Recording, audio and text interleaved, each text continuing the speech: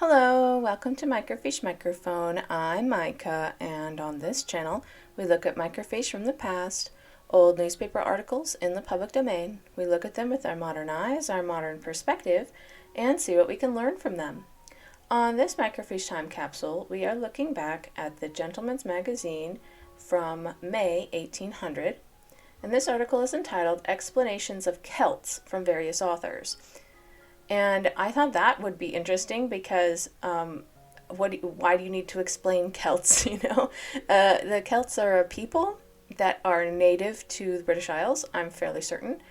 And it's just very funny to me that they feel the need to explain them.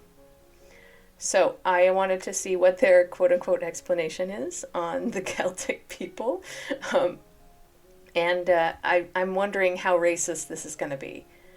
So let's find out. Yeah, this one's fairly short, so we have a nice short video today. Mr. Urban, May 6.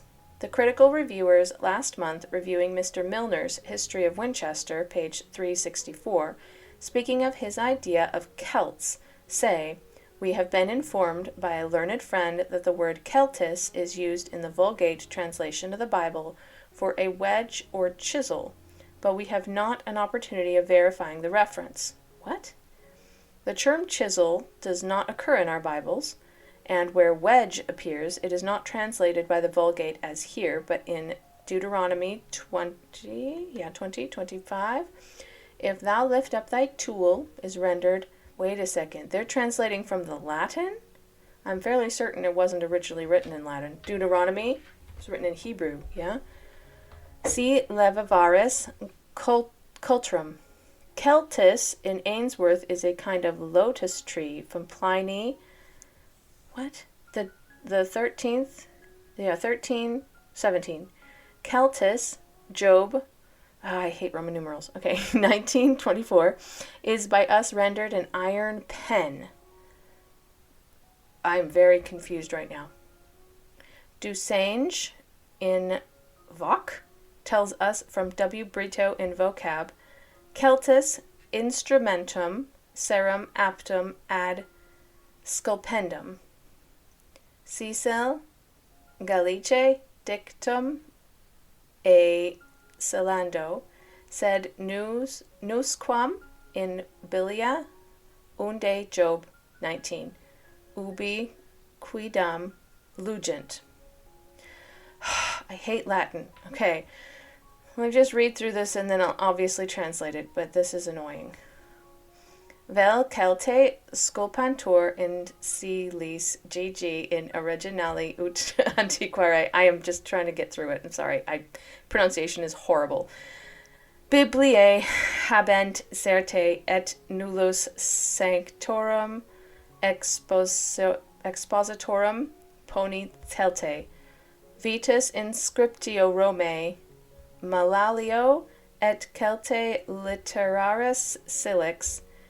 Dusange explains Celtis colum sculptorium vel potius, and then there's something in Greek. I don't read Greek. It is Greek to me. So, yours, etc. DH. Do they always have to quote so much Latin? I'm just saying. All right. Now, one word at a time. Let's get through this. If you lifted the knife, if thou lift up thy tool is rendered si levaris cultrum, which means if you lifted the knife. So they're calling it a knife. This was not at all what I was expecting, obviously. I thought they were talking about the Celtic people. But apparently they're discussing the translation of the word Celtis, which is used by several different translations. So they've already mentioned chisel, wedge, knife here. Yeah, Celtis in Ainsworth is a kind of lotus tree, which doesn't make any sense at all. By the way, lotus is spelled incorrectly, but I don't know for sure because I'll have to look up if lotos is a thing. Celtes from Job 19 is as rendered as an iron pen. Well, it's clearly like it's a length of metal of some kind. I mean, maybe it's a general word for a length of metal, yeah? Dusange in Voc whatever that means. Ugh, tells us from W. Brito and Vocab.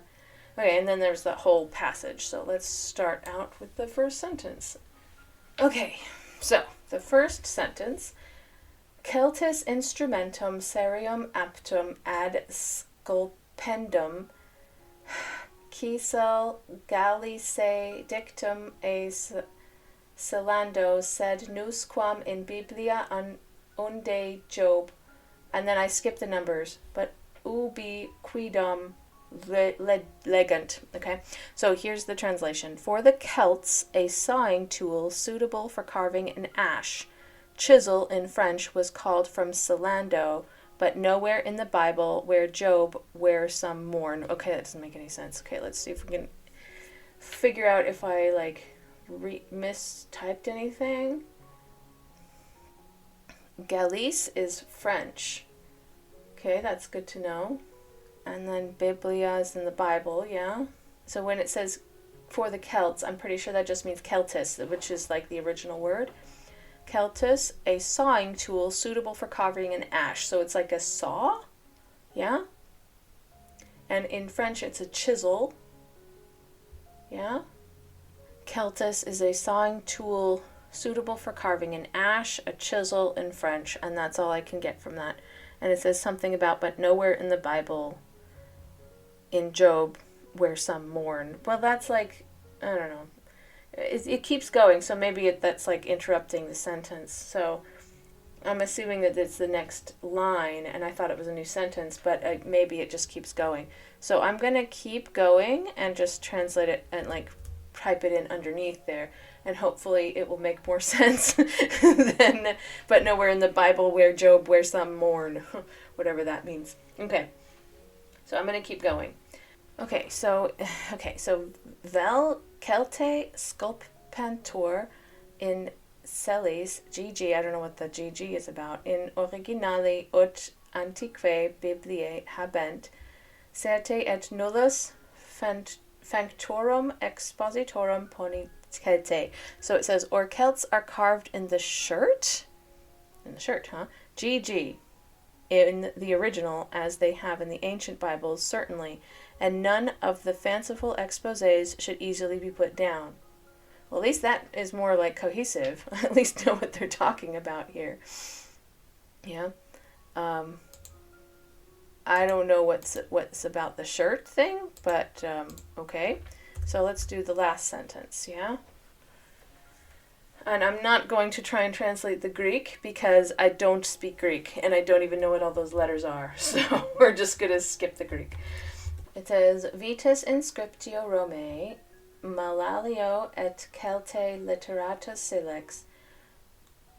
And then Dusange explains Celtis as colum sculptorum vel potius, and then something in Greek. Okay, so it says, the ancient inscription of Rome, Malalio et Celte literatus silex, which is annoying because it didn't translate that.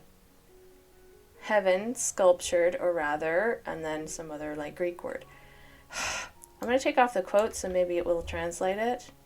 Malalio and the Celt literate silex. Did I misread silex because it didn't translate that? Cilix. Yeah, that's all I got. I don't know. Let me make Malalio small. Oh, it's a hammer. Okay, why didn't you just say that?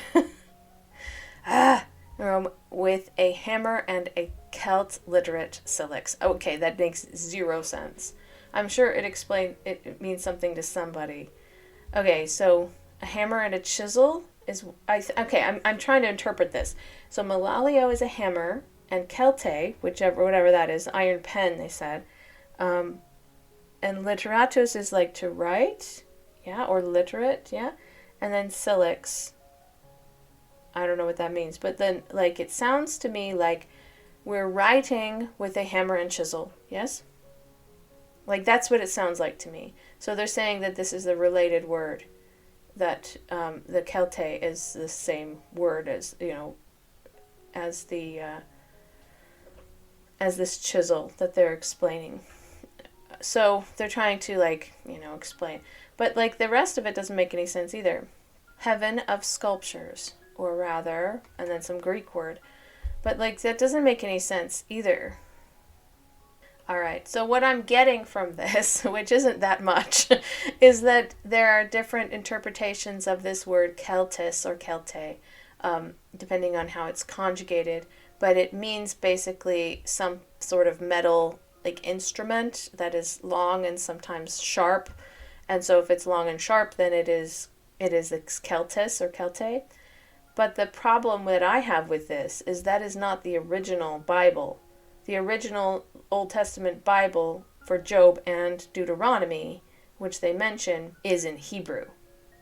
So why aren't they looking at the Hebrew? Why are they discussing the Latin that it was translated into? Like, do you really want to translate something from Latin into English when it was originally in Hebrew? So it went through from a Hebrew to a translation into Latin, from a translation into English. Like, that's ridiculous. Yeah, I understand you're trying to explain some Latin term, but you shouldn't be like referencing the Bible as like the original use of this term. If you want to explain a Latin term, which is fine, then explain it with something that's not the Bible. I'm just saying, which was never originally in Latin. Never. Like the Old Testament was originally in Hebrew, the New Testament in Greek. But it was not in Latin originally. That was the first translation that they put it into. But like it's not the only translation, and you shouldn't go back to that as like the original. No, you should go back to the original Hebrew and look at that. Don't go back to the original Latin, because that's ridiculous. You can get like inspiration for how they translated it, but that, you should still not use it as your main reference point. So I understand you trying to explain this word in Latin has multiple meanings, which is fine. You have the word chisel, you have the word tool, you have the word saw, yeah? You have the word wedge, you have the word iron pen, and anything that's sort of semi-related to that is kind of the same word, Celtis, Celte. It's fine. But what my problem is that you're going back to a Bible as your main reference for this. I guess a lot of people back then were still referencing the Latin Bible as like the quote-unquote original, but that's ridiculous. Like, why should you? You shouldn't. Like, let's reference a single translation and use it as the correct version. You do know that translations don't always, things don't always translate word for word.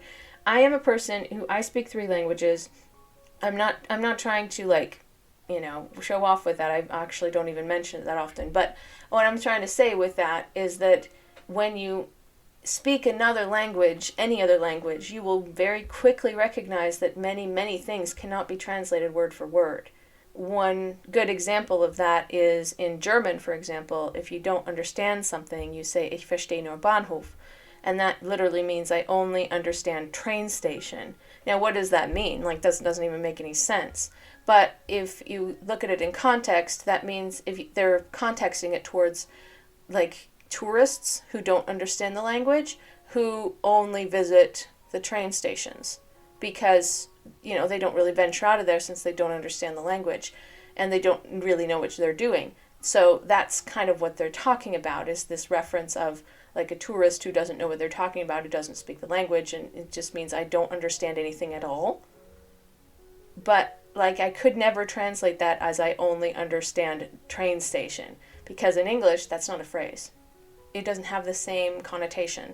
So if you want the same connotation, I would say I have no idea, or I literally don't have any, I really don't understand. I literally do not understand, would be kind of how I would translate that. Yeah, so that's just one example. But in language, there's so many words like that. And so in this case, they're trying to explain this Latin term, Celtis, having multiple translations. I apologize. I really had no idea this is what this is about. So I will apologize and just say I didn't know that this is what they were referring to. I thought we were talking about the Celtic people, who were the native people from Great Britain. So, I guess we're not. I guess we're talking about a single word that means chisel. Loosely translates to chisel, yeah? Because it actually has several meanings, so. Anyway, I'm a little disappointed in this one. I thought this would be more interesting, and I didn't expect it to be this Latin heavy. But if you speak Latin, please let me know what you think and how you would translate this word Celtis or Celte. I'm assuming that's conjugated.